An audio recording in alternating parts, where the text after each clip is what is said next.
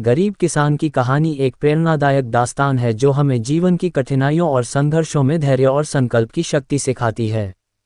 ये कहानी एक छोटे से गांव के गरीब किसान रामलाल की है, जिसकी जिंदगी गरीबी और अभावों के बीच बीत रही थी।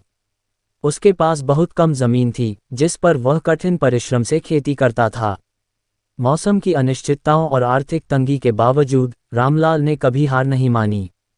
रामलाल की जिंदगी में एक ऐसा समय आया जब उसकी फसलें लगातार खराब होने लगीं।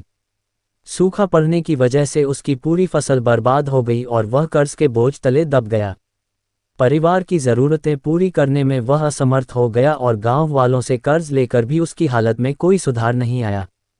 रामलाल के सामने एक बड़ा सवाल था, क्या वह अपनी ज़मीन बेच दे और गांव छोड़कर शहर में नौकरी की तलाश करे, या अपने पुरखों की ज़मीन पर ही संघर्ष जारी रखे।